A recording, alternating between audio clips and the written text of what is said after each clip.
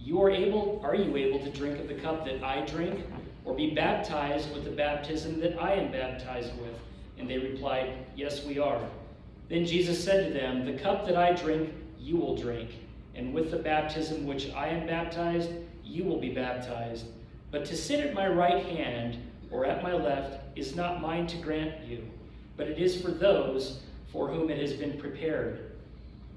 When the 10 heard this, they began to get angry with James and John. And Jesus called them and said to them, You know that among the Gentiles, those whom they recognize as their rulers lord it over them, and their great ones and tyrants over them. But it is not amongst you. But whoever wishes to become great, you must be your servant. And whoever wishes to first be amongst you must be a slave for all. For the Son of Man came not to be served, but to serve, and to give his life a ransom for many. This is the word of the Lord. Thanks be to God. Thanks, Craig. Every time I tried to put this in an outline format that made sense, it lost the zing. So I'm just going to kind of talk about this, and I hope that it's direct enough that it comes across well in a way that you can understand it, or that I'm able to help you understand what I'm trying to say. This little passage of Jesus, about Jesus telling the disciples, you don't know what you're asking for, encapsulates about 90% of what Christianity is all about. And I'm going to talk about this for about 10 minutes, and hopefully we're going to explain everything that Christianity is all about in 10 minutes. That sounds pretty easy, doesn't it? You optimistic? This is about power. What do you think of when you think of power? Because what Jesus tells us, God's concept of power and what is to be done with power, is completely different. I've said here a number of times, people haven't changed much. Humans have been on the earth, Homo sapiens, for about, 200,000 or 300,000 years. You can fact check me, I may not be exactly right. We've been gathering in communities, I think, for 6,000 or 8,000 years. Certainly, since Jesus walked the earth, we really, at our root, have not changed what's important to us. And we watch these stories. Kate, let me have one more. We watch these stories, or read these stories, particularly in Mark. And the disciples come off pretty awfully in Mark. We read the stories and there's like, oh my gosh, can you imagine? They're so stupid. They still don't get it. And it's almost like watching a horror movie where a bunch of kids say, let's take that chainsaw down to the lake. And you go, no. But it does, and it just goes on, and Jesus even says, are you still so dull? Do you still not get it? And of course they don't. This thing that Craig read, to me reminds me of something that I might have said when I'm 7 years old, and I want my mom or dad to let me stay up a little later than 7:30 bedtime. Does this sound like a grown man or woman saying something? Teacher, we want you to give us whatever we ask. It sounds like a child, doesn't it? It reminds me when I was a kid one night, I really wanted to watch cartoons. And so I told my dad, we've got to watch this PBS special tonight. So don't worry, I'll just stay up, but I'll just watch it in my room. And my dad was like, your teacher wouldn't give you something that's going to keep you up until 9:30. Well, we do. We've got to watch this special on PBS. I'll just go watch it in my room. And he said, no, you can sit right out here. We're going to watch it together. And he turns on public television to a show, a documentary is on, something that now I would probably like to watch. The evolution of the black family in America from Reconstruction to the present. Well, when you're 7, you're in total panic. And we sat there for 2 hours and watched that show. That's what this sounds like to me. It sounds like a couple of kids trying to get away with something. And what does Jesus say? He says, you don't know what you're asking, but guess what? You're going to get what you ask for, and it's not what you think. Power. What is power? What do we think of when we think of power? I I found this. I thought this was sort of interesting. And it's a video, Kate.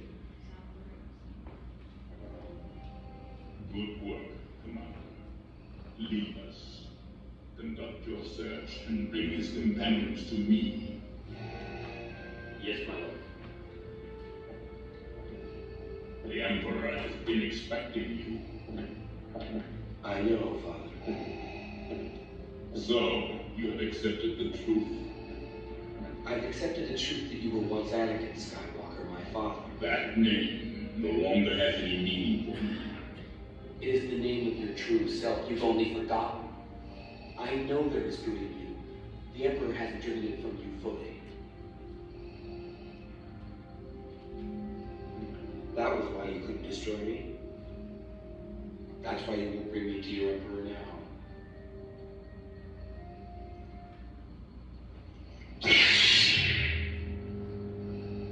I see you have constructed a new lightsaber. Your skills are complete.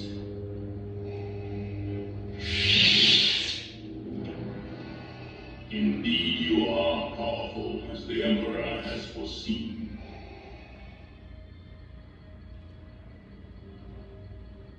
Come with me. Obi-Wan once thought as you do. You don't know the power of the dark side. I must obey my master. I will not turn, and you'll be forced to kill me. If that is your destiny, Suit your feelings, Father. You can't do this. I feel the conflict within you. Let go of your hate. it is too late for me, son. The Emperor will show you the true nature of the Force. He is your master now. Power. It turns out that Jesus is a God who is all about giving up and giving away power. And to follow Jesus, we're supposed to give away our power. We don't really like this, naturally. Certainly not as Western Europeans and Americans, descendants mostly of Western European origin, a lot of us. We don't like this. Giving away your power, becoming less, becoming a slave, becoming a servant of all. We think of power in other terms. Let me have one more. These are things that I thought of when I thought of power. The White House Situation Room, where everything happens, right?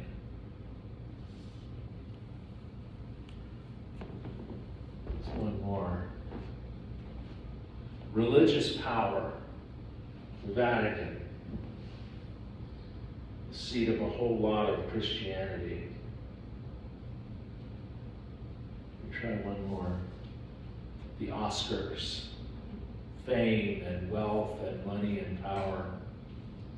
Would it surprise you if I told you that in the year 2000, there were about 2 billion Christians on the earth?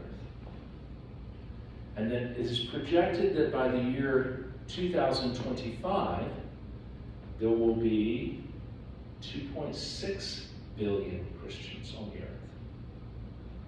And that by the year 2050, 3.2 billion Christians. Christianity is a religion that is exploding in numbers. Doesn't sound right, does it? We have something like, I think, 1,000 churches a month close, shut down in the United States. Why is Christianity exploding? Christianity is exploding because the message of Jesus resonates with people who don't have power. So in Africa, in Latin America, parts of Asia, the Christian religion is exploding in numbers. But the message, we don't like the message that much, do we? Our churches are sort of becoming tourist attractions and museums, unfortunately. think of power too, Jesus warns us that power is dangerous. We have one more. We've all probably been in a situation where you wanted to be included in the cool group, right? It's another approach to power that is very dangerous. I love C.S. Lewis's talk about the inner ring, wanting to be closer to the seat of power. I think I told you this story. Let me have one more. And I'll get to this in just a second. I think I told you this story. I was sitting in Afghanistan, and I had my door open in my trailer. It was snowing. I was sitting on a chair with my boots out, and the snow was falling on my boots. I had no idea why I was doing something that stupid, but I was. And I was just staring at my boots as the snow fell on my boots. And I heard a voice. And it wasn't audible, but it's in my brain. I don't know if any of you have had that sort of experience or not, but I think I told you the story. The voice said, I'm about to do something wonderful. And I thought, oh, I'm about to make admiral. I'm heading back to Washington, D.C. I'll be the deputy director of the intelligence agency, and it will set me up as a launching point. When the right political candidate wins, I will become the director of XYZ intelligence agency. This was the wonderful thing that was going to happen. Little did I know the wonderful thing that was going to happen was I was leaving the intelligence community completely, leaving Washington, going to seminary, and I would be the pastor of a small church in Parma, Idaho. Be careful what you wish for. You never know what's coming. But on my way, I found, remember The Wizard of Oz? We put people in power in these positions, and I'm trying to remember. They go to find Oz, the all-powerful Oz, and does Toto the dog pull the curtain away?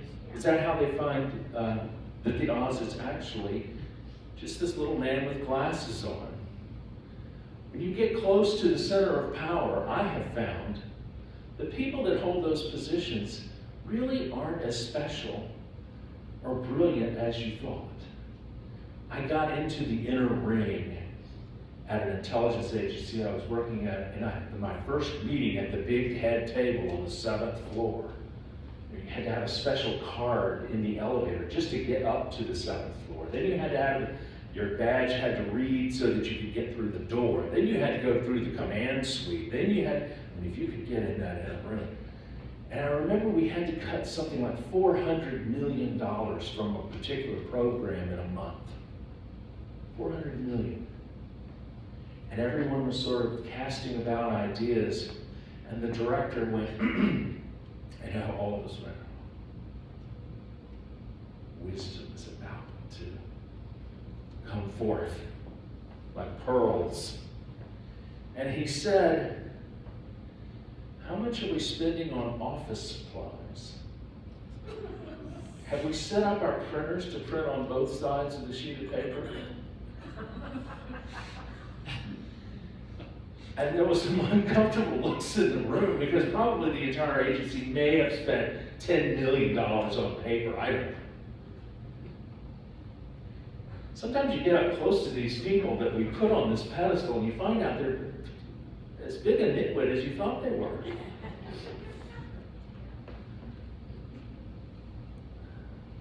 Jesus is this God who is always giving away power.